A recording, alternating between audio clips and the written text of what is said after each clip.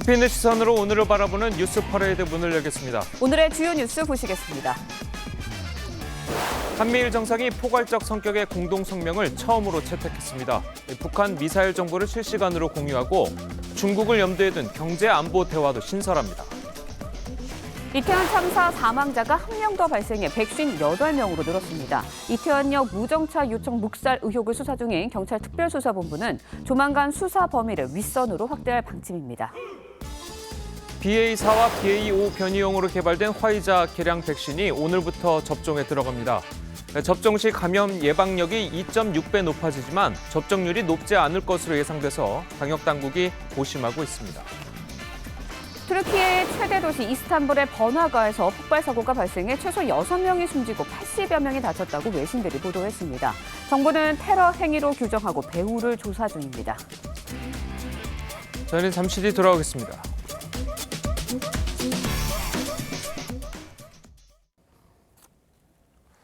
한미일 3국 정상이 한자리에 모여서 공동성명을 채택했습니다. 북한의 핵과 미사일 위협에 대응해서 해구산을 강화하고 북한 미사일 정보를 실시간으로 공유하기로 했습니다. 중국을 겨냥한 경제 안보 대화체도 신설했습니다. 홍현주 기자입니다. 윤석열 대통령과 미국 바이든 대통령, 일본 기시다 총리가 5달 만에 한자리에 모였습니다. 북한 도발을 한 목소리로 규탄한 3국 정상은 긴밀한 공조와 협력을 강조했습니다. 한미일 공조는 보편적 가치를 수호하고 한반도와 동북아의 평화 안정을 이루기 위한 강력한 보루입니다. 미국은 한국과 일본에 대한 철통 같은 방위와 확장 억제 공약을 재확인하면서 북한 미사일 경보 정보를 실시간으로 공유하겠다는 의향을 밝혔습니다. 처음으로 채택된 3국 공동성명엔 경제안보 대화체 신설 합의와 경제적 강압에 대응할 3국 연대가 담겼는데 중국을 정면 겨냥한 것이란 해석이 나옵니다. And how we can preserve peace and stability across the Taiwan Straits. 日米間の連携をさらに強化し、毅然と対応していきたいと考えております。 50분 동안 진행된 한미 양자 정상회담에서 윤 대통령은 인플레이션 감축법에 대한 미국의 진정성 있는 협의 의지를 언급했고 바이든 대통령은 한국 기업들의 미국 경제 기여를 고려해 인플레 감축법 이행 방안이 논의돼야 한다고 답했습니다. 한일 양국의 공식 정상회담도 약 3년 만에 열렸는데 기시다 총리는 윤 대통령과 강제징용 문제의 중요성을 재확인하고 양국이 조속한 해결을 위해 노력해 나갈 것이라고 전했습니다. 발리에 도착한 윤 대통령은 오늘 B20 서밋 기조연설을 시작으로 본격적인 경제 외교 일정에 돌입합니다. 인도네시아 발리에서 TV조선 홍현주입니다. 미국이 동남아 국가연합인 아세안과의 양자 관계를 한 단계 올렸습니다. 다분히 중국을 의식한 것으로 바이든 대통령은 오늘 시진핑 주석과 첫 대면 회담을 갖습니다. 이유진 기자입니다. 미국과 동남아 국가연합 아세안의 정상회의. 바이든 미국 대통령은 지난 7년간 전략적 동반자였던 양자 관계를 포괄적 전략적 동반자로 격상한다고 발표했습니다. ASEAN is the heart of my administration's Indo-Pacific strategy, and we continue to strengthen our commitment to work in lockstep with an empowered, unified ASEAN. 그러면서 남중국해 영유권 분쟁, 미얀마 유혈 사태 등을 해결하기 위해 아세안과 공조하겠다고 했습니다. 중국이 영유권을 주장하며 주변국과 분쟁을 일으키고 있는 남중국해를 언급한 건 이번 양자관계 격상이 중국 견제에 있음을 분명히 한 것으로 풀이됩니다. 중국은 이미 지난해 10월 아세안과 포괄적 전략적 동반자 관계를 맺고 영향력 확대에 적극 나서고 있습니다. 상원 과반 확보로 국정 동력에 힘을 받게 된 바이든은 협상력이 강해졌다며 시진핑 중국 주석과의 첫 대면 정상회담에도 자신감을 나타냈습니다. We just got to figure out where the red lines are and what are the most important things to each of us. 미국은 앞서 북한발 위협을 거론할 거라고 예고했었는데 시 주석이 북핵 실험 반대에 의사를 표명하는 것으로 화답할지 반대로 미국의 압박을 일축할지 관심이 집중되고 있습니다. TV조선 이유진입니다. 이태원 참사 국정조사를 둘러싼 여야의 대치가 팽팽합니다. 범국민 서명 운동을 시작한 민주당은 국민 대다수가 국정조사를 요구하고 있다고 했고, 국민의힘은 민주당이 이태원 참사를 정치적으로 악용하고 있다고 맞섰습니다. 정민진 기자의 보도입니다. 민주당은 국민의힘을 향해 민의를 외면하고 대통령의 오더만 충실히 따르고 있다며 국정조사에 동참하라고 거듭 촉구했습니다. 국민 대다수가 국정조사를 요구하고 있다고 했습니다. 장관 하나 못 지키느냐는 대통령의 역정에 국민의힘은 국정조사를 반대하고 있습니다. 민주당은 온라인에서만 23만 명이 넘는 시민들이 국정조사 추진을 위한 서명에 참여했다며 정부 여당을 압박했습니다. 국민의힘은 비극을 정쟁거리로 이용한다며 맞섰습니다. 장동혁 원내대변인은 민주당은 국민과 유가족의 애타는 마음을 정치적으로 이용하려 들지 말라고 했습니다. 오선희 서병수 의원은 페이스북에 이재명 민주당 대표를 겨냥해 민주당 대표란 자가 희생자 명단과 영정이 필요하다며 촛불을 들겠다고 선동질에 나섰다고 지적했습니다. 주호영 국민의힘 원내대표는 3선 이상 중진 의원들과 비공개 간담회를 열고 이태원 참사 국정조사에 관한 의견 수렴에 들어갈 예정입니다. 일각에선 다수당인 민주당이 단독 처리 방침까지 밝힌 상황이어서 내년도 예산안 처리와 민생 입법 처리 등을 놓고 협상에 나설 거란 관측도 나옵니다. TV조선 정민진입니다. 동남아 순방 중인 윤석열 대통령이 바이든 미국 대통령과 기시다 일본 총리와 삼각연대 회담을 가지고 대북 압박 수위를 높였습니다. 두 분과 함께 정치권 소식을 자세하게 짚어보겠습니다. 윤희석 전 국민의힘 대변인 그리고 서영주 더불어민주당 상근 부대변인 나오셨습니다. 안녕하세요. 자, 어제 하루 동안 순방의 핵심 일정인 한미일 정상회담과 한미, 한일 회담이 연쇄적으로 열렸습니다. 영상 준비했습니다.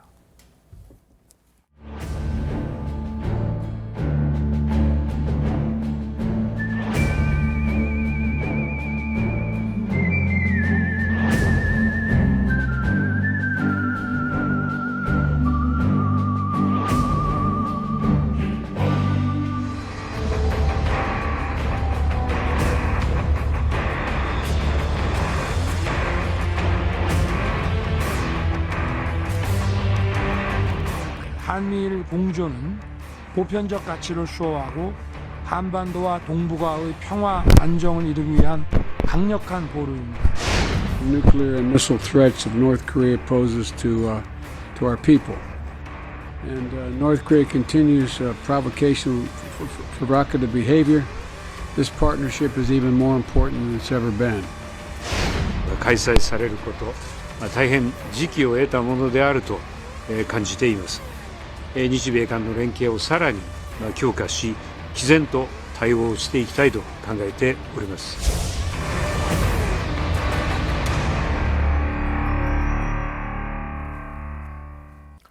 한미일 3국 정상이 처음으로 공동 성명을 발표하고 북핵 공조에 대한 한 목소리를 냈습니다. 자, 어떻게 보면 이제 성명 내용이 이제 굉장히 북한으로서 이제 압박을 받을 수도 있을 텐데 어떻게 보셨습니까? 네, 일단 그 성명 내용이 대단히 포괄적이죠. 그동안 이 한미일 삼각 공조라는 것이 이 북핵 대응에만 국한된 측면이 있었는데 이제 한국의 위상이 강화되니까 북핵을 넘어서 뭐 인도태평양, 대만, 우크라이나 문제까지 이제 접근을 하는 그런 관계가 됐고요. 또 경제 이슈에 대해서도 얘기를 합니다. 안보적인 관계에서 경제적 관계, 즉 한미일 경제 안보 대화를 신설하고 삼국 간의 공급망 확보를 강화하고 이렇게 대단히 광범위한 포괄적 관계가 됐다 이렇게 볼 수 있는데 북에 대해서 이제 한적에서 말씀을 드린다면은 최근에 이제 북의 이 미사일 도발로 인해서 삼국 이 공조에 관한 삼국 협력에 관한 공감대가 더 강화된 측면이 있습니다. 그걸 더 이제 자극했다고 볼 수 있는데 계속 이런 식으로 도발을 한다면 미국의 이 전략 자산이 전개되는 그런 적극적 조치만이 있을 거다. 즉 이 영내에 이 한반도를 둘러싼 이 영내에는 미국 군사력 강화만이 있을 것이다. 즉 도발하지 말아라. 이런 강력한 메시지를 준 공동 성명이다. 이렇게 볼 수 있겠습니다. 예. 자, 그리고 이제 조금 전 이제 잠깐 언급을 해주셨지만 경제안보 대화도 있잖아요. 근데 이게 중국을 겨냥한 거다라는 이야기가 많아요. 근데 중국이랑 우리나라의 관계를 생각했을 때는 조금 중국도 좀 어루만져 줘야 되는 거 아닌가? 자, 이런 지적도 있거든요. 좀 지켜봐야 될 거는 같아요. 근데 전반적으로 지금 보면은 미국이 인태 전략을 쓰는데 IPF를 만들어서 결국에는 중국을 고립시키기 위한 그 의도가 있거든요, 경제적으로. 그래서 지금 보면 미국과 일본 중심의 어떤 인도 태평양 지역의 어떤 경제 안보를 강화한다 이런 측면이 분명히 있어요. 근데 저는 좀 아쉬운 부분들은 윤석열 대통령께서 여기에 뭐 동조를 안 할 수도 없는 국제적인 상황이겠죠. 그렇죠. 하지만은 이게 안보도 한미일, 북중러 이렇게 두 개의 축으로 나뉘게 됐을 때 과연 미국이나 일본에게는 득이 되겠지만 대한민국의 외교적인 실리를 챙길 수 있느냐 이런 부분 한 번 더 살펴볼 필요가 있다. 그런 우려나 염려는 분명히 존재한다고 봅니다. 하지만 조금 더 중국을 아예 경제적 고립을 시키거나 이런 부분들은 한 번 더 조금 더 신중하게 접근할 필요가 있다라는 전문가들의 지적은 한번 곱씹어볼 필요가 있다고 생각합니다. 알겠습니다. 자, 한미일 정상회담에 이어서 한미 정상회담 그리고 한일 정상회담도 각각 열렸습니다. 자, 한미 정상회담에서는 인플레이션 감축법 논의가 집중적으로 이루어졌는데요. 자, 사실 이번에 미국의 이제 중간 선거가 이제 마무리돼가고 있는 와중에서 이 IRA가 과연 우리나라에 이제 어느 정도 영향을 미칠까에 이제 분석하는 것들이 많은데 좀 어떻게 좀 예측을 하십니까? 예, 공화당이 의회를 장악을 했다면 예. 이 바이든 행정부가 추진한 IRA, 현재 IRA 법이 수정될 여지가 좀 있었는데 예. 상원은 공화당이 탈환하는데 실패했습니다. 즉 미국의 이 입법 관련한 정책 어젠다가 어떻게 바뀔지 거기에 대해서 이제 오리무중이다. 그렇다면 우리 입장에서는 바이든 행정부와의 계속된 어떤 협의를 통해서 우리에게 좀 불리하게 돼 있는 IRA 법을 우리에게 좀 유리하게 고치는 방향으로 가야 되는데 예. 계속 그런 우려를 전달해 왔고요. 지난달에 바이든 대통령이 친서를 통해서 열린 마음으로 협의를 지속하자 이런 내용을 보내왔습니다. 그리고 어제 정상회담에서 바이든 대통령이 이런 얘기를 했습니다. 한국 기업들이 미국의 어떤 자동차라든지 미국 경제의 자동차나 어떤 배터리 관련해서 기여한 바가 크다. 이런 것을 감안해서 IRA 법에 관련한 협의를 지속하겠다. 이런 메시지를 발표한 것을 보면은 조금은 우리에게 좀 유리한 방향으로 좀 수정될 수 있는 가능성에 대해서 긍정적으로 볼 수 있는 상황이다. 이렇게 한번 정리해 보겠습니다. 알겠습니다. 자, 그리고 이제 기시다 총리와의 한일 정상회담, 지난번 이제 뉴욕의 약식 회담에 이어서 이번엔 정식으로 정상회담이 열렸는데요. 이번에는 이제 강제징용 문제에 대해서 논의가 오갔다. 자, 이런 멘트가 있었어요. 자, 어느 정도로 얘기가 됐을까요? 좀 예측이 가능하십니까? 그러니까요. 이제 좀 아쉬운 부분들이 이번에 인도 태평양 가서 이제 순방을 가셨는데 이게 좀 보도자료로만 끝나잖아요. 그러니까 한일 정상회담이나 한미 정상회담에 풀기자단을 배제했어요. 뭐 그럴 것 같으면 왜 기자단을 데리고 간지 모르겠어요. 그냥 여기에서 보도자료를 낸대로 써달라고 하면 되는데 그런 부분이 아쉬워요. 그러니까 이 내용을 뭐 접근하려고 해도 두 분이서 얘기한 부분들은 보도자료 이외에는 없잖아요. 근데 강제징용 부분들을 그러니까 기시다 총리는 일본 언론에 이제 이야기를 했더라고요. 이게 빨리 조속히 해결되기를 하기로 했다. 예. 윤석열 대통령도 거기에 대해서 뭐 동의를 한다는 식의 뉘앙스였어요. 그랬을 때는 과연 이게 일본 측의 입장에서의 강제징용의 해결인지 아니 우리 측의 입장의 해결인지는 아직 불분명합니다. 예. 하지만 분명히 강제징용 문제는 우리 측, 그러니까 피해자 측인 우리 대한민국의 입장에서 이게 해결됨이 마땅하다라고 저는 생각하고요. 여기에 덧붙여서 좀 아쉬운 부분들은 지금 뭐 여러 가지 뭐 미사일 정보 공유 이런 부분들이 있지 않습니까? 이런 게 이제 지소미아의 부활을 또 뜻하는 게 아닌가라는 이런 좀 우려는 있지만 여기에 덧붙여서 강제징용이나 어떤 뭐 미사일 정보 공유까지 좋습니다. 하지만 지금 일본이 우리 이 기업에 대한 수출 규제 처리하지 않고 있잖아요. 백색 국가 해제하지 않고. 예. 이런 부분 경제적인 실리를 과연 윤석열 대통령께서 기시다 총리와 이거를 마무리가 됐는지 이런 부분도 한번 좀 대통령실에서 국민들한테 좀 보고를 해주셨으면 좋겠다라는 좀 생각을 가지고 있습니다. 알겠습니다. 자, 그리고 이번 순방에서 김건희 여사의 행보도 이제 주목을 받고 있는데 원래 있었던 배우자 일정인 앙코르와트 방문 대신에 심장 질환을 앓고 있는 소년의 짐을 찾았습니다. 좀 어떻게 예측을 하셨습니까? 어떻게 보셨습니까?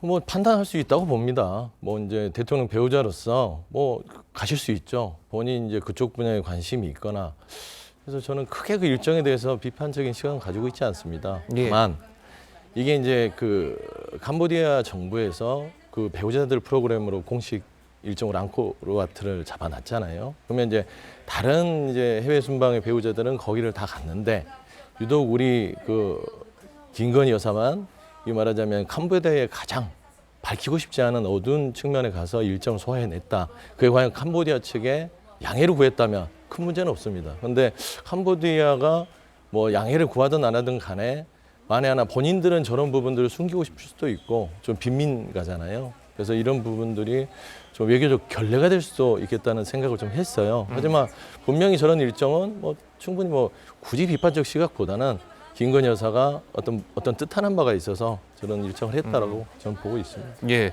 자, 그래도 일각에서는 뭐 김건희 여사가 뭐 오드리 헵번, 이 배우에 있는 오드리 헵번을 뭐 오마주했다, 뭐 이런 식의 비판도 하거든요. 뭐 그렇게 비난하실 수도 있다고는 보는데 저는 이렇게 봅니다. 캄보디아에서 저거를 가지고 뭐 불쾌하게 생각할 여지가 있을까? 그렇게 보이진 않아요. 즉 제가 볼 때는 이 정상의 배우자로서의 외교적 성과가 대단히 도드라질 수 있는 그런 행보다 이렇게 보고요. 뭐 오드리 헵번을 따라했다는 이런 것보다도 저기에 가서 보내는 김건희 여사의 메시지가 있지 않습니까?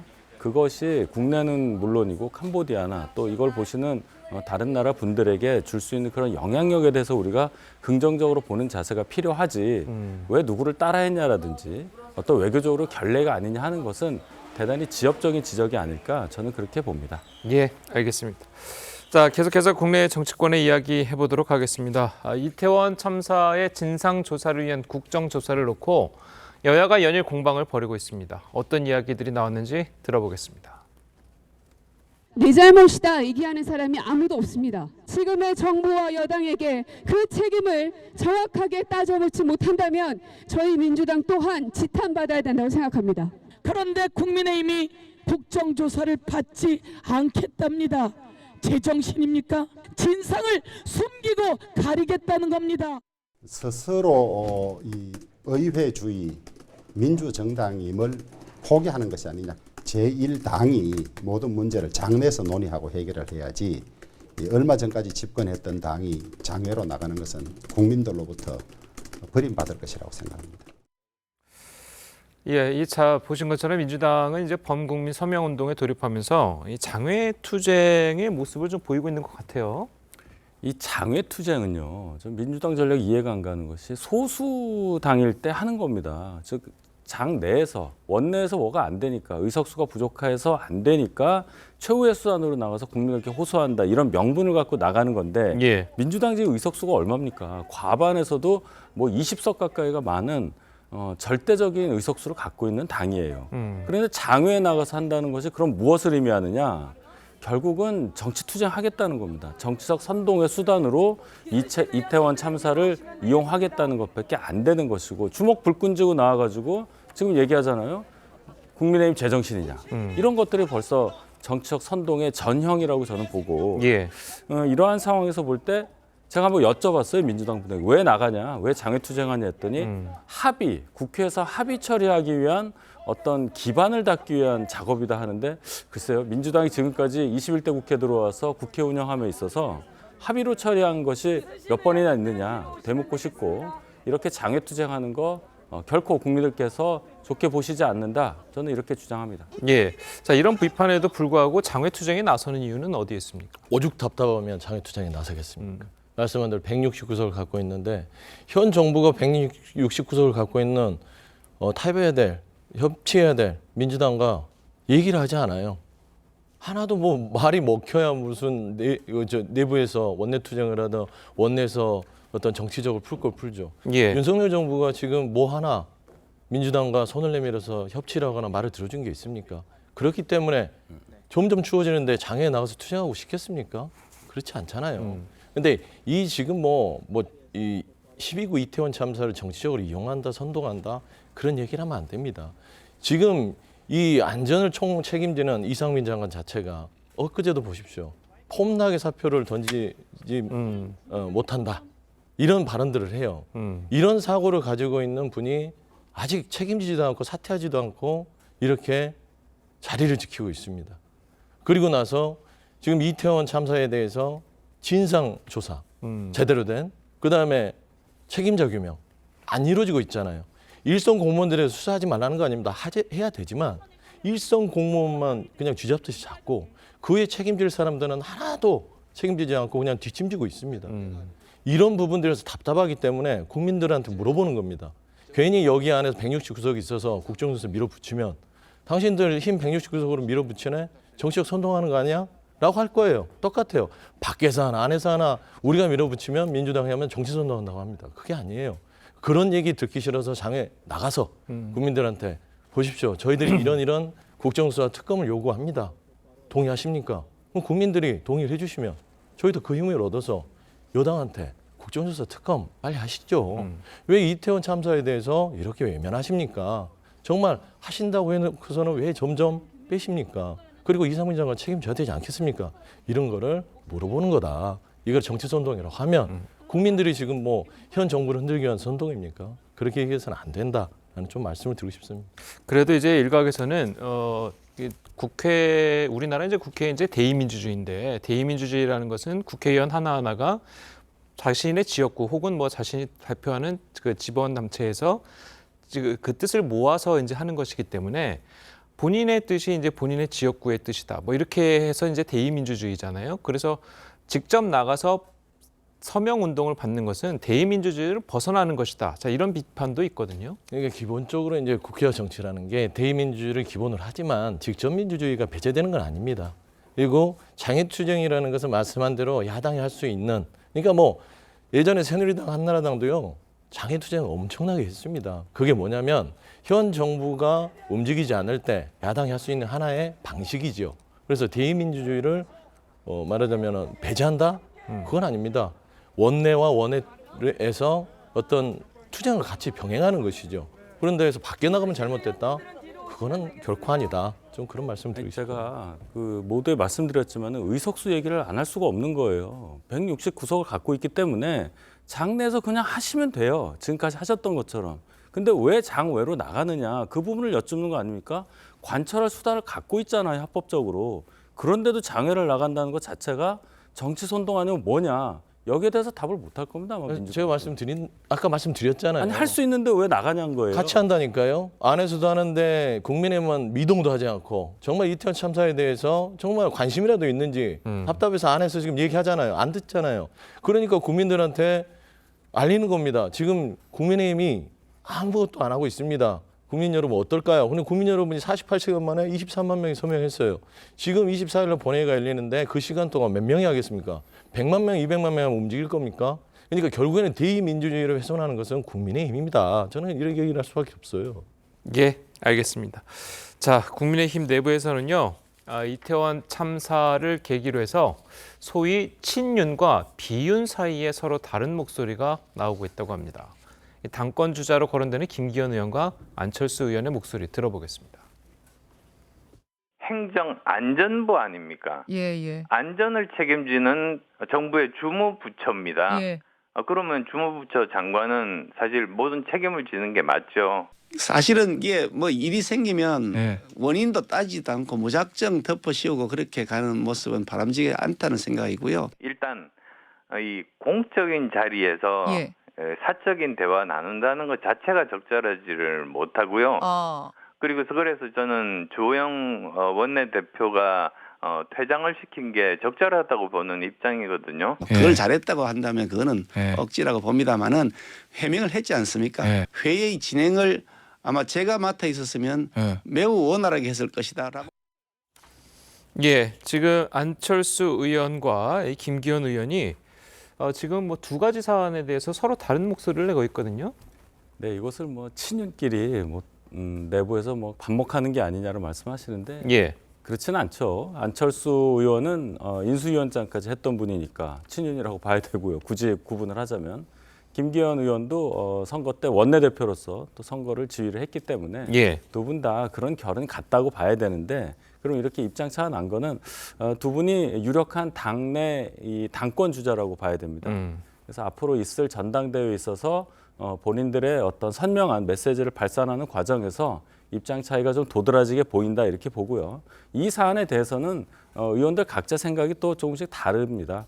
보시기에 따라 여러 의견이 나올 수 있는 것이기 때문에 이걸 가지고 내부에서 어떤 뭐 갈등이나 반목이 있다 이렇게 해석하는 것은 좀 과하다고 저는 봅니다. 예, 알겠습니다. 자, 그리고 이제 뭐 장제원 의원이 또 주호영 원내대표에 대해서 한마디 했어요.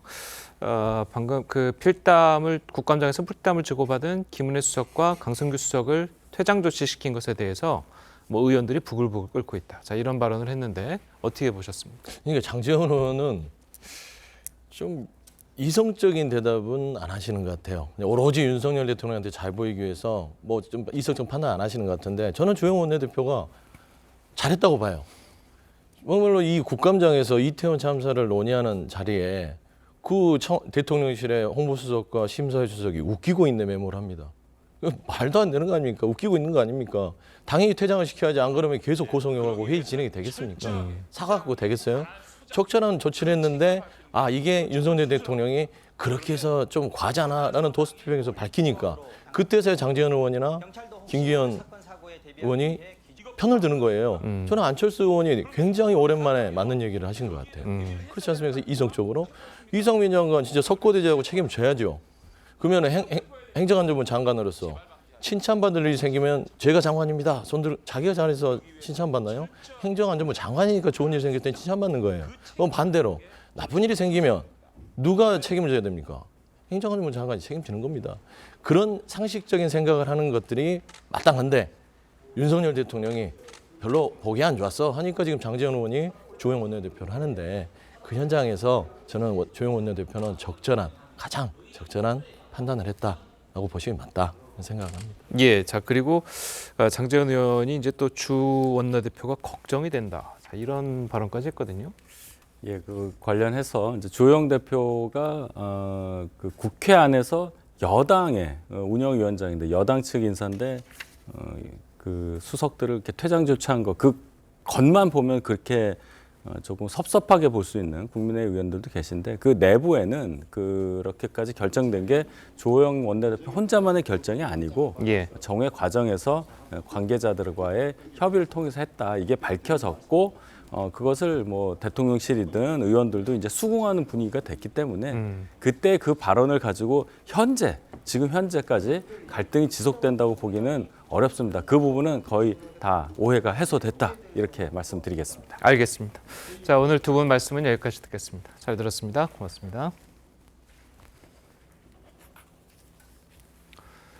밤사이 이태원 참사로 인한 사망자가 1명 늘었습니다. 총 사망자는 158명이 됐는데요. 대통령실은 유족들에 대한 국가 배상 여부를 검토하고 있습니다. 김아린 기자입니다. 중앙재난안전대책본부는 20대 내국인 여성이 추가 사망했다고 밝혔습니다. 이에 따라 이태원 참사 사망자는 내국인 132명, 외국인 26명, 총 158명으로 집계됩니다. 부상자 196명 가운데 10명은 아직 입원 치료를 받고 있습니다. 참사 현장 주변에서 수습된 유실물을 보관하던 유실물센터는 어제 저녁 문을 닫았습니다. 아직도 신발과 안경 등 900여 점이 주인을 찾지 못했는데 오늘부턴 용산경찰서로 옮겨집니다. 참사 원인과 부실 대응에 대한 수사도 속도를 내고 있습니다. 특별수사본부는 이태원역 무정차 요청 묵살 의혹과 관련해 서울교통공사 종합관제센터 팀장 등을 참고인으로 소환했습니다. 윗선 수사가 지지부진하다는 비판이 나오자 빠른 시일 내에 수사 범위를 확대해 나갈 예정이라고 했습니다. 이번 주부터 본격적인 참고인 소환이 이어질 전망입니다. 야권 성향의 변호사들이 유족들을 모아 국가배상 소송을 추진하려는 움직임이 있는 가운데 대통령실은 국가배상 여부에 대한 법률 검토에 들어갔습니다. 국가 책임이 확인될 경우 대상을 폭넓게 인정해 배상이 이루어지도록 한다는 방침입니다. 대통령실 관계자는 국가가 할 수 있는 법적 책임들을 다하겠다는 의지를 이미 밝힌 상태라며 국가의 무한 책임 속에서 법적 책임을 다하기 위해 신속한 수사와 확실한 진상 확인이 필요하다는 얘기가 있었다고 했습니다. TV조선 김하림입니다. 전해드린 대로 대통령실은 이태원 참사에 대한 국가 배상이 가능한지 법률 검토에 들어갔습니다. 유족들 사이에서는 국가를 상대로 한 집단 소송 움직임을 보이고 있는데요. 관련 내용 김강삼 변호사와 함께 자세히 짚어보도록 하겠습니다. 안녕하세요. 안녕하세요. 네, 안녕하세요. 자, 국가 배상 여부 법적으로 따져보겠다고 하는데, 자, 국가 배상 여부가 이 부분에 가능한 겁니까? 저는 이제 개인적으로 보면 가능하다고 봐요. 예. 일단 국가배상법에 의하면 이제 국가가 직무를 집행하면서 고의 또는 과실로 인해서 이제 손해를 입힌 경우에는 국가 책임지도록 되어 있거든요. 예. 그래서 이건 이제 전체적으로 보면 경찰 또는 소방 이런 데서 현장 상황이랄지 또 어떤 사고가 발생한 이후의 조치 이런 것들이 이제 부실했다는 것이 하나 둘씩 나타나고 있고요. 무엇보다도 이제 결정적인 것은 112 상황실에 지금 굉장히 긴급한 상황이라는 그런 신고가 계속 접수되지 않았습니까? 예. 이제 그럼에도 불구하고 이제 그런 게 묵살되어 있기 때문에 적어도 이제 국가의 어떤 직무와 관련된 과실 예. 이런 부분들이 인정될 가능성이 좀 크다고 봐요. 예. 때문에 국가 배상 책임은 이제 법적으로 가면 이제 국가가 배상을 해줄 개연성이 상당히 높다 이렇게 볼 수 있는 거죠. 네, 예. 일부 유가족들은 이제 국가를 상대로 한 집단 소송에 나설 준비를 하고 있다라고 하는데 한 8명 정도가 뭐 신청을 했다라는 보도도 있었습니다. 국가가 배상을 할 경우에 집단 소송도 별도로 진행이 가능한 건가요? 근데 일단 국가가 이제 배상하는 방법하고 네. 또는 개인적으로 국가에 대해서 손해배상을 청구하는 것은 이제 다른 거거든요. 예. 근데 이제 국가 어떤 절차에 있어서 얼마나 신속하게 이루어지는가 중요한데 국가 배상은 제가 볼 때는 굉장히 포괄적으로 이루어지면 배상금이 상당히 많을 수 있어요.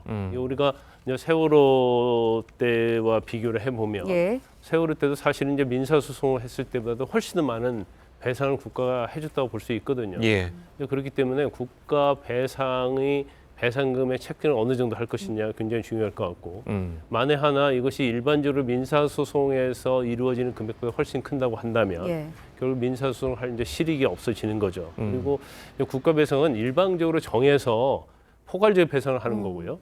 그다음에 일반적 개인이 유족이 하는 배상 자체는 사실 소송을 가야 돼요. 그럼 소송을 가게 되면 거기에서 국가의 중과실이라는 부분을 입증을 해야 하고 그 책임 부분이 인정된다 할지라도 또 어떤 사망자, 희생자의 과실분이 또 참작이 되기 때문에 네. 사실 배상의 액수에 있어서는 상당히 또 감액될 수 있는 여지가 있기 때문에 지금 뭐 집단 소송을 한다고는 하지만 아마 국가 배상의 추이를 지켜보면서 아마 소송이 들어갈 가능성이 크다 이렇게 봅니다. 알겠습니다. 자, 특수본 수사 이야기를 좀 해보자면, 자, 서울교통공사 직원을 또 불렀다고 그래요. 그래서 참사 당일에 왜 이태원역을 무정차하지 않았느냐. 자, 이 부분에 대해서 좀 조사를 했다고 하는데 여기서 이제 경찰과 서울교통공사의 이야기가 다르다고 그래요? 이게 이제 전방 위주로 수사를 하고 있는데요. 물론 이제 경찰의 어떤 부실 조치 또 이후의 대응 이것도 있지만 근데 그 당시에 6호선인 이태원역에서 무정차를 했다고 한다면 사실 이만한 인파를 몰리는 걸 미리 막을 수 있지 않느냐. 그래서 이 부분에 대해서 굉장히 논란이 좀 있어요. 그래서 지금 용산 경찰서에서는 서울교통공사에 대해 전화를 했다는 거죠. 그것도 이 참사가 일어나기 37분 전에 했다는 거예요. 그래서 전화를 해서 무정차를 해달라고 요청했는데 이게 묵살됐다. 이게 이제 경찰의 주장이고요. 그다음에 서울교통공사 측은 그게 아니고 이미 참사가 일어난 이후에 1시간 정도 지나서 11시 11분에 무정차를 요구했다는 거예요. 그렇기 때문에 사실은 이 사건 사고가 발생 전과 후에 무정차를 했느냐 하지 않았느냐 굉장히 중요한 거 아니겠습니까? 예. 그렇기 때문에 이 부분에서 어떻게 보면 책임 떠넘기기 이제 공방이 되고 있다고 봐요. 근데 제가 볼 때는 아마 그 전화 통화 시점이랄지 여러 가지 보면 이게 밝혀진 데는 어렵지 않을 거라고 봅니다. 그래서 만약에 무정차 요구를 묵살을 했느냐 그러면 이것도 참사의 원인 중에 하나냐 아니면 설사 무정차를 했다 하더라도 과연 이 사고를 막을 수 있었느냐 이제 이 부분은 이제 법적으로 별개를 하더라도 사실 이제 책임 소재 원인 규명과 관련해서 경찰에서 이 부분을 지금 수사하고 있는 거죠. 네, 서울교통공사와 경찰의 공방 지켜봐야 할 것 같은데 특수본의 수사를 놓고서도 일선에서는 실무자들에 대한 수사만 좀 강도 높게 벌이고 윗선 그러니까 책임자들에 대한 수사는 오히려 버리지 않는다 이런 얘기들이 있거든요. 근데 아마 그냥 일반적으로 국민의 눈높이 또는 이제 현장에서 일하는 소방 소방서 직원들 그리고 이제 경찰 입장에서 보면 이제 하위직 경찰서 입장에서 보면 이런 얘기를 충분히 나올 수 있다고 봐요. 그런데 어떤 법적 책임을 묻는다는 것은 사실관계를 확정을 해야 하거든요. 그러면 결과적으로 현장과 관련된 사람들을 다 폭넓게 조사를 한 다음에 이제 사실관계를 확정을 하고 그 사실관계 확정에 있어서 과연 그 위에 있는 고위급들이 이 참사를 애견하고 계획을 세웠는지 여부, 또 현장 상황을 제대로 파악했는지 여부, 그다음에 현장에서 이런 문제가 발생했을 때 과연 어떤 보고 체계랄지 조치를 어떻게 했느냐 이 부분이 사실은 수사가 들어가기 때문에 현재는 뭐 초동 단계다 이렇게 볼 수 있을 것 같아요. 그래서 이제 조금 더 기다려 봐야 하고요. 그러면 결과적으로 어떤 사실관계가 일반적인 확정이 되면 그다음에 아마 고위직에 대한 수사가 시작이 될 걸로 보입니다. 예, 알겠습니다. 자, 이재명 대표 최측근인 정진상 실장 관련 수사 소식도 좀 알아보도록 하겠습니다. 자, 검찰이 뭐 이르면 내일 정진상 실장은 이제 소환 조사할 것이다. 자, 이런 이야기들이 있는데요. 자, 어떤 점이 이제 집중적으로 추궁이 될까요? 일단 내일 소환 조사는 아마 영장 청구를 전제로 할 걸로 보여요. 그래서 일단 2013년부터 2020년도까지 이제 대장동 유래 일당으로부터 1억 한 4천만 원 정도 뇌물을 받았다는 거. 이것은 뇌물 액수가 크기 때문에 특가법상 뇌물이고요. 또 뇌물 받은 이후에 또 혜택을 줬다고 그래서 뇌물 받은 다음에 이제 부정처사했다는 거예요. 그래서 부정처사 후 이제 수뢰 이 부분. 그 다음에 지금 유래와 관련해서도 이미 이제 민간 개발업자에게 그 정보를 미리 알려줬다. 자신의 직무와 관련해서 이건 부패방지법 위반이 됩니다. 그리고 이제 유동규 씨와 관련해서 저는 이제 압수수색 당할 때 휴대폰을 밖으로 던졌지 않습니까? 그래서 밖으로 던지라고 이 얘기를 해준 사람이 바로 정진상 씨다. 이렇게 주장을 하고 있기 때문에 이 부분은 이제 증거인멸 교사가 되는 거죠. 그래서 크게 보면 한 4가지 혐의 정도로 검찰에서 수사를 하고 있고 영장을 청구하면 이 부분이 다 들어갈 것으로 보입니다. 소환 조사 후에 이제 검찰이 구속영장을 청구할 것이다라고 말씀을 해주셨는데 사실 앞서서 이제 정 실장에 대한 체포 영장이 기각이 됐거든요. 체포영장이 기각하고 이제 구속영장은 좀 약간 상관관계가 없어요. 왜냐하면 아마 그때는 체포를 한 다음에 소환조사보다는 검찰 입장에서 이제 체포를 한 다음에 조사 후에 48시간 내에 영장을 청구하려고 했던 걸로 보입니다. 그런데 체포영장을 아마 기각한 이유가 정진상 측에서는 나는 소환에 항상 응해왔고 앞으로도 계속 응할 것이다. 그러면 검찰 입장에서는 뭐 소환해서 조사해보지도 않으면서 체포영장을 미리 하는 것은 이제 인권적인 측면에서 이제 문제가 있고 그다음에 피의자의 어떤 방어권 보장에서 문제가 있다. 이렇게 법원에서 본 것 같아요. 그래서 체포영장이 기각됐지만 체포영장이 기각됐다고 해서 꼭 구속영장이 기각된다. 이렇게 보기는 어렵습니다. 예, 알겠습니다. 자, 그리고 이제 검찰의 압수수색 영장을 보면 정 실장과 이재명 대표를 정치적인 공동체다 이렇게 명시를 해놨잖아요. 물론 뭐 영장에는 이제 법적 용어에서 뭐 피의자, 피해자, 공범 뭐 이런 얘기는 많이 들어봤는데 정치적 공동체 이게 관련 법적으로 어떤 의미를 갖는 겁니까? 근데 정치적 공동체라는 것은 이제 법적인 것은 없어요. 그런 용어는 없지만 경제적 공동체, 법적인 공동체, 뭐 정치적 공동체 그런 이야기는 정치적으로는 이제 한 몸이라는 얘기죠. 우리가 박근혜 전 대통령과 관련된 수사 재판에서도 경제적 공동체를 썼잖아요. 그렇죠. 그러니까 그 정도로 공동체라는 것은 별개가 아니고 한 몸이라는 거죠. 그러면 정진상 실장이 이제 이재명 대표의 변호사 때부터 그 직원에서 이런 걸로 알려져 있어요. 그다음에 성남시장 선거 2010년도죠. 그다음에 재선 2014년도. 그 이후에 이제 경기도 도지사 선거 이게 전부 다 핵심으로 역할을 해왔거든요. 그렇기 때문에 둘은 거의 한 20여 년 동안 뗄래야 뗄 수 없는 정치적 운명을 같이 해왔다 이렇게 검찰은 보고 있는 거예요. 그래서 정치 운명 공동체라는 걸 못을 박은 이유는 이러한 정치적 운명으로서 이재명 대표와 한 몸이기 때문에 정진상 실장이 뭐 뇌물을 받고 부패방지법 위반으로 뭐 비밀을 외부에다 전달하고 그다음에 어떤 뭐 경선장으로 받았다고 한다면 이것은 이재명 대표하고 동일하게 봐야 한다는 것을 강조하기 위해서 일부러 이 압수수색 영장에 정치적 공동체라는 용어를 넣은 걸로 보여요. 그런데 실질적으로 증거랄지 아니면 돈의 흐름에 있어서 정말로 정치적 공동체였는지 이제 그 부분에 대해서 이제 검찰이 수사를 하고 이제 증거를 확보했는지 여부가 구속영장을 청구하면 발부 여부를 결정할 겁니다. 앞서서 이제 그 박근혜 전 대통령 네. 당시 수사에서 경제적 공동체라는 이제 발언이 단어가 나왔다고 이제 말씀하셨는데 당시에도 이제 그 경제적 공동체 안에 들어간 사람은 대부분 수사를 받지 않았었습니까? 네네네. 자, 그렇다면 이번에 정치적 공동체라는 범주에 들어간 이재명 대표에 대한 수사도 조만간 진행이 되는 겁니까? 그건 검찰은 이제 당연히 수순일 거예요. 네. 지금 김용부 원장 같은 경우는 8억 4,700 예. 돈을 받았잖아요. 예. 이동규로부터. 그런데 이 돈의 어떤 쓰임새 이것은 결국 검찰이 가장 최종적인 목적을 두고 현재 수사를 하고 있다고 볼 수 있고요. 그다음에 정진상 실장에 대했건 김용부 원장에 대했건 대장동이나 유례하고 굉장히 관련이 있다고 보고 네. 있는 거죠. 그러면 같이 정치적 공동체라고 하면 네. 유례가 됐건 대장동이 됐건 인허가랄지 민간개발업자에게 혜택을 주는 데 있어서 정진상 실장의 한 행위는 같은 정치적 공동체라고 볼 수 있는 이재명 대표와 연관성이 있지 않느냐. 이 부분을 갖다가 암시한 걸로 보여요. 그러니까요. 그렇기 때문에 정진상 실장에 대해서 영장이 청구돼서 발부가 되든 기각이 되든 결과적으로 다음 수순은 바로 이재명 대표에 대한 소환 조사가 될 거다 이렇게 봅니다. 알겠습니다. 네, 대장동 의혹의 핵심 인물 중에 한 명이죠. 남욱 변호사. 옥중 인터뷰를 통해서 입을 좀 열기 시작했습니다. 김용 부원장에게 이 대표의 경성 자금 용도로 20억 원을 요구받았다. 이런 취지의 발언을 했어요. 네.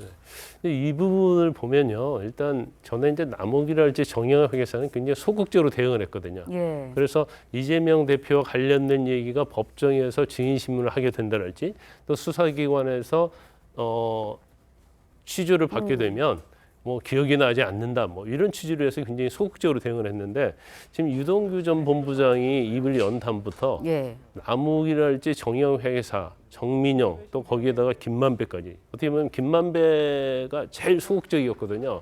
그런데 이제 다 입을 열고 있는 걸 보여요. 예. 그래서 남욱 변호사 이 진술 자체는 굉장히 중요한 의미가 있어요. 왜 중요한 의미가 있냐면 천화동인 1호와 관련해서 주인이 누구냐. 예. 그럼 천화동인에서 1호가 사실은 4천억 중에서 1,200억을 이득금을 가져갔거든요. 그러면 이제 거기서 분배를 하는데 그 김용부 원장이랄지 이제 돈을 요구했는데 돈을 안 주니까 사실 이제 돈이 필요하다는 거죠. 그래서 유동규를 통해서 남욱 변호사한테 20억 정도 달라. 이것은 천화동인 1호의 배당금과 다른 부분이에요. 그러니까 남욱 변호사는 20억은 너무 많다 하면서 본인이 돈을 마련했는데 본인의 마련한 2억과 또 지인으로부터 9억 원을 예. 빌렸다는 거죠. 9억 원을 빌리면서 이제 차용증을 써줬고 그 11억을 가지고 그 중에 일부를 김용부 원장한테 줬다는 거예요. 그러면 이 내용 자체는 굉장히 좀 중요한 의미가 있죠.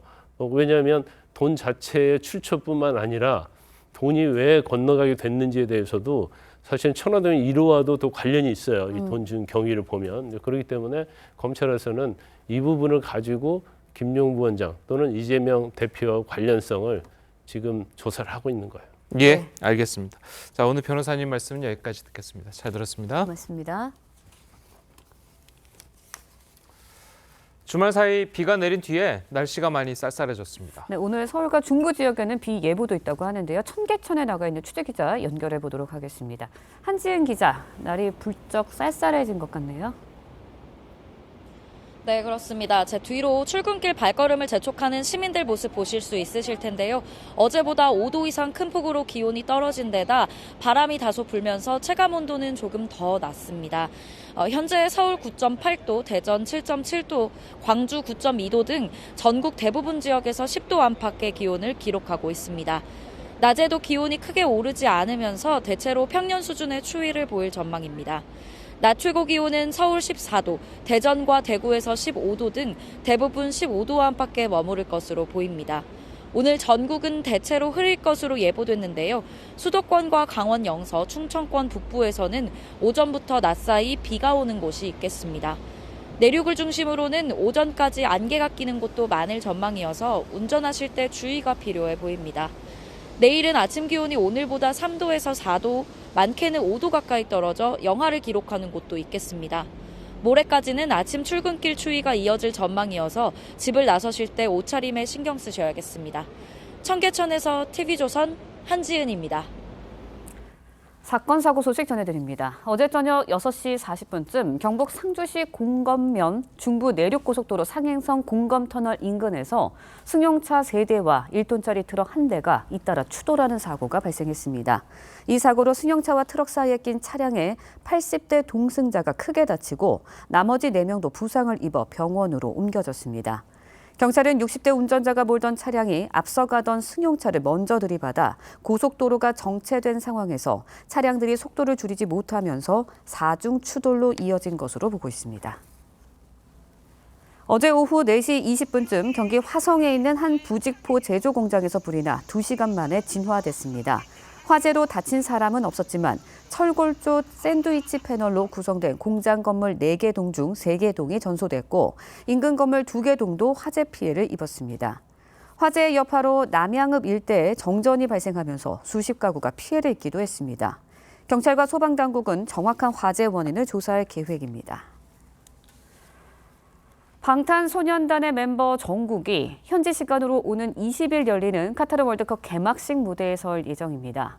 소속사 빅히트 뮤직은 공식 SNS를 통해 정국이 카타르 월드컵 공식 사운드 트랙과 월드컵 개막식 공연에 참여한다고 밝혔습니다. 방탄소년단은 그동안 월드스타일 위상에 걸맞게 카타르 월드컵에서 모종의 역할을 맡을 것이라는 전망이 많았습니다. 지난달 정국은 홀로 카타르를 방문한 사실이 알려지면서 이 같은 관측에 힘이 실리기도 했습니다. 네, 국내 코로나 우세종인 BA.5 변이에 특화된 화이자사의 개량 백신 접종이 오늘부터 시작됩니다. 기존 백신을 2차례 이상 맞은 18살 이상의 성인 전체가 접종 대상이 되는데 방역당국은 개량 백신의 예방 능력이 기존 백신보다 2배 정도 뛰어나다고 밝혔습니다. 박재훈 기자의 보도입니다. 오미크론의 하위종인 BA.5 변이가 전체의 91%로 지난 7월 이후 국내 우세종 지위를 유지하고 있습니다. BA.5 변이에 특화된 개량 백신은 아직 국내에선 접종되지 않았는데 화이자 개량 백신 접종이 시작됩니다. 이가 백신은 변이에 대한 감염 예방 효과가 기존 백신보다 1.6배에서 2.6배 높습니다. 기존 백신을 2차례 이상 맞은 18세 이상 성인 전체가 접종 대상입니다. 질병관리청 홈페이지 등에서 사전 예약하거나 병의원을 방문했을 때 여유분이 있는 경우 바로 맞을 수도 있습니다. 전문가들은 최근 백신 접종률이 매우 낮은 점을 우려하고 있습니다. 2020년하고 2021년 초만 해도 백신이 없어서 난리를 쳤는데 지금 백신이 있는데 맞지 않는다는 게 문제인 거죠. 지난 10월 11일부터 동절기 추가 접종이 이뤄졌지만 지금까지 대상자의 3.5%만 개량 백신을 접종했습니다. TV조선 박재훈입니다. 예, 보신 것처럼 오늘부터 BA.5 변이를 기반으로 개발된 화이자 개량 백신 접종이 시작됩니다. 네, 기존 백신보다 예방 능력이 2.6배 높다고 알려졌는데요. 백순영 가톨릭대 의대 명예교수와 함께 자세한 내용 짚어보도록 하겠습니다. 안녕하세요. 네, 안녕하세요. 자, 이번 백신은 좀 맞아야 되는 겁니까? 효과가 굉장히 뛰어나나요? 네, 효과는 뛰어나고 감염 예방 효과도 기대할 수 있죠. 하지만 전 국민 대상으로 권고하고 있는 것은 아닙니다. 지금 보도에서 나온 것처럼 18세 이상의 기초 2회 이상의 기초 접종을 받으신 분들, 또 확진된 이후 4개월이 경과하신 분들이 접종을 받게 되는데요. 사실 고령층의 경우는 4차 접종까지 받으신 경우도 많기 때문에 이것이 동절기가 5차 접종이 될 가능성도 없지 않아 있어서 이런 분들이 아마 수용성이 어떻게 될지 5차 접종까지 받을지 그런 부분들이 좀 수용성이 떨어지는 부분이 있습니다. 이 백신은 원래 우한 백신에 더해서 BA4하고 5 대응을 합쳐서 이가 백신인데 이것을 왜 이가라고 그러냐면 BA4하고 5의 공통 부분에 대한 항원을 mRNA로 했기 때문에 그거 BA4, 5와 또 우한 바이러스를 합쳐서 이가라고 하는 것이거든요. 현재 유행하고 있는 것이 우리나라에서 91.1%가 지금 BA5이기 때문에 BA5에 대해서는 감염 효과를 가질 수가 있고요.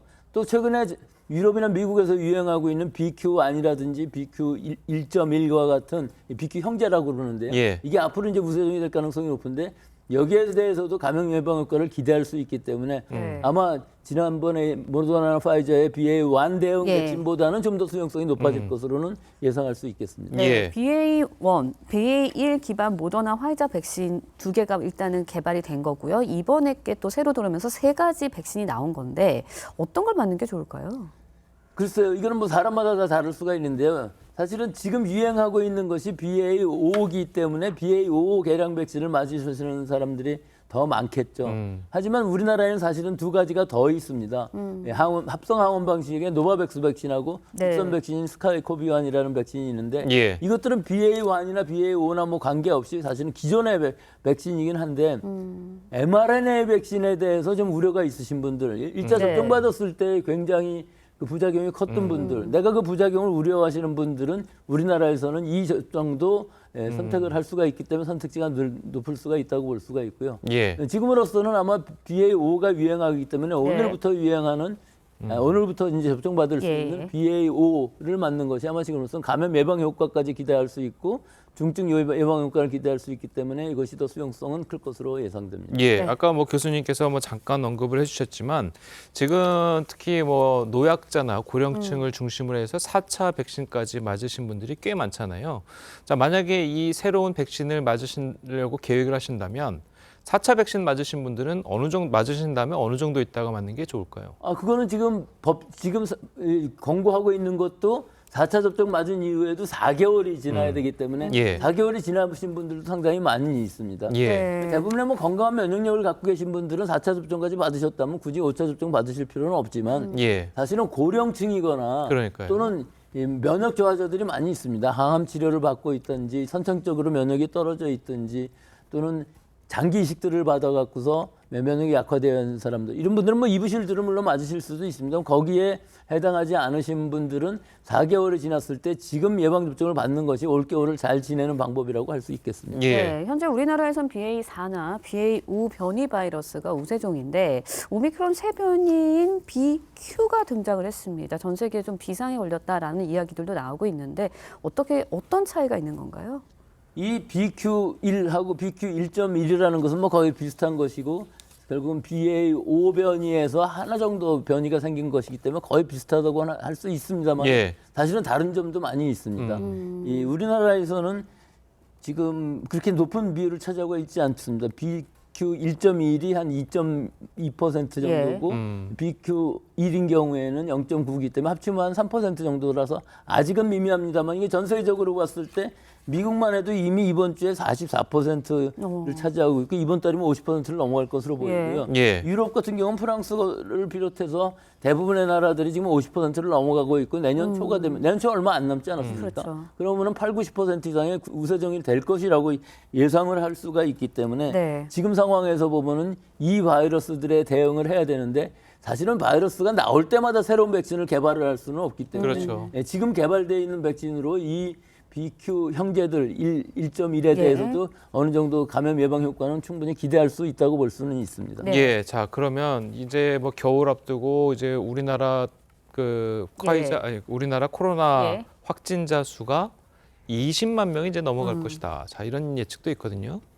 이것은 아마 최악의 상황을 대비해야 된다는 얘기일 것이고요. 우리 지난번에 8월 달의 경우에 있어서는 하루 18만 명, 8월 17일에 18만 명이 최고였고요. 그 주에 하루 일평균이 13만 명 정도였습니다. 근데 지금 봄이나 여름에 비해서 지금은 진단검사를 받는 사람들의 숫자가 훨씬 더 적어져서 하루 확진자 규모라는 건 사실은 큰 의미가 없어요. 소문 감염자들이 훨씬 더 많을 수가 있는데요. 여기서 이제 중요한 것이 입원 환자, 위중증 환자, 사망자 수가 어떻게 변하느냐 하는 것인데 이것이 서서히 증가하고 있고 지금 상황에서 보면은 이 8월 달에 사망자나 위중증 환자보다 상당히 많은 환자들이 거의 더블링이 되고 있는 상황이긴 합니다. 그런데 기간이 상당히 길게 더블링이 되고 있어요. 전에 한참 유행할 때는 한 주에 막 2배씩 늘어나고 그런 상황이 있지 않았습니까? 그렇지만 위중증이나 사망에는 2-3주 시차를 두고 나타나야 되는 것인데 지금은 전체적으로 서서히 증가하고 있는 것으로 봐서는 숨은 감염자는 굉장히 많을 것으로 보이는데 이번 유행은 사실은 지난번 여름철의 유행보다는 규모는 더 작을 것으로 보여서 아마 10만 명 이하 정도에서 위중증 환자의 수도 500명까지는 가지 않는 이런 수준에서 끝나지 않을까 생각을 하지만 사실은 기간 자체는 더 길어질 수 있습니다. 그러니까. 겨울철이라는 바이러스가 활동하기 좋고 사람들의 면역력이 떨어지는 시기이기 때문에 상당히 긴 기간 꼬리를 두면서 엔데믹으로 가는 즉 풍토병으로 가는 과정의 일부라고 볼 수가 있기 때문에 내년 봄 정도가 되면 상당히 안정적으로 될 수 있다고 볼 수 있겠습니다. 알겠습니다. 자, 오늘 말씀 여기까지 듣겠습니다. 잘 들었습니다. 고맙습니다.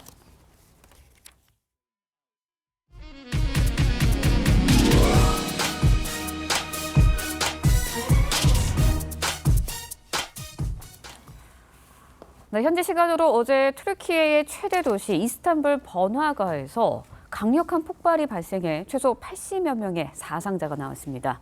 튀르키예 정부는 이번 폭발 사고를 폭탄 테러로 규정하고 배후 조사에 착수했습니다. 송민성 기자의 보도입니다.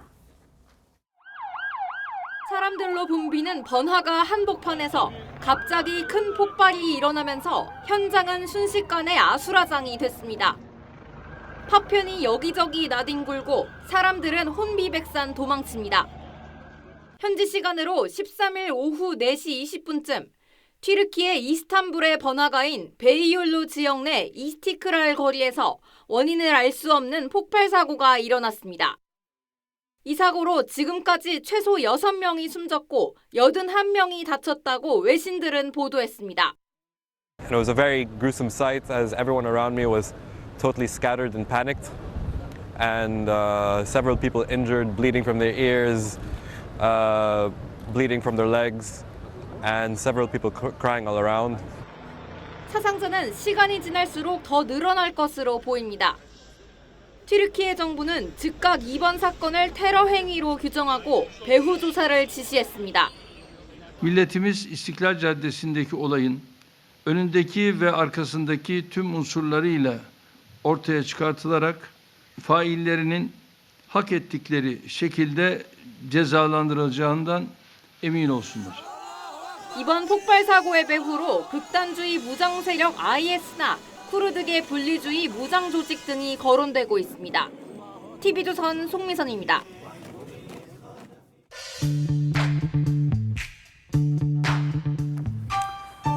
네, 렌즈에 담긴 그 순간 그 의미를 짚어보는 시간이죠. 사진 기자가 선택한 아침의 한 장입니다. 오늘은 조선일보 사진부 오종찬 기자와 함께합니다. 안녕하세요. 네, 오늘 아침에 볼 사진 어떤 건가요? 네, 경남 통영에서 새벽에 건져 올린 굴을 손질하는 장면입니다. 쌀쌀한 바람이 불면서 굴의 계절이 돌아왔습니다. 굴 수확이 한창인 경남 통영을 직접 찾아가 봤습니다. 동이 트기 전에 경남 통영 앞바다에서 건져 올린 굴이 곧바로 껍데기를 까는 박신장 작업대 위에 산더미처럼 쏟아졌습니다. 싱싱함을 유지하기 위해 굴을 까는 사람들의 손놀림이 분주해지기 시작했는데요. 과도를 딱딱한 껍데기 사이로 밀어 넣으면 금세 입을 다물고 있던 굴의 뽀얀 속살이 모습을 드러냈습니다. 네, 그런데 통영굴이 전국 굴 생산량의 70%를 차지한다고요. 남해안에 위치한 통영은 섬들이 많고 파고가 낮아서 굴이 자라기에는 최적의 환경을 가지고 있습니다. 그래서 이곳에서는 바다 위에 부표를 띄우고 그 아래 조가비를 늘어뜨리는 수화식으로 굴을 키우는데요. 갯벌에서 자라는 굴에 비해 24시간 바다 안에서 플랑크톤을 먹기 때문에 알이 크고 영양분이 많습니다. 작년과 재작년에는 자연 폐사한 굴이 많아서 통영 어민들의 걱정이 컸는데요. 올해는 예년보다 굴 수확량이 좋아서 3년 만에 굴 풍년이 기대된다고 합니다. 네, 사진을 보고 있으니 굴 특유의 달콤한 바다 내음이 이곳까지 풍겨오는 것 같습니다. 오종찬 기자와 함께한 아침의 한 장이었습니다. 두툼한 겉옷 챙겨 나오시기 바랍니다. 북서쪽에서 찬 공기가 내려오면서 출근길 현재 쌀쌀함이 감돌고 있는데요. 서울 9.9도, 대관령 1.7도 보이고 있고요. 영남 지역은 어제보다 7도가량이나 기온이 뚝 떨어졌습니다. 낮에도 서울 14도 선에 머물겠고요. 대전과 대구 15도로 어제와 비슷하거나 조금 낮겠습니다. 현재 하늘에 구름이 많이 지나고 있고요. 중부 내륙 지역으로는 안개가 짙게 낀 곳이 있습니다. 앞으로 약한 비구름대가 다가오겠는데요. 오전부터 낮 사이 수도권과 영서 북부 지역에 비가 살짝 지나겠고 영서 중남부와 충청 북부 지역으로는 빗방울이 떨어지는 곳이 있겠습니다. 내일 아침에는 오늘보다 기온이 더 떨어지겠고요. 경기 북부, 영서 북부에 비가 조금 지나겠는데요. 수요일부터는 대체로 맑은 날씨가 이어질 것으로 보입니다. 날씨였습니다. 월요일 아침 뉴스 퍼레이드는 여기서 마치겠습니다. 네, 저희는 내일 아침 7시 30분에 다시 찾아뵙겠습니다. 시청해주신 여러분 고맙습니다.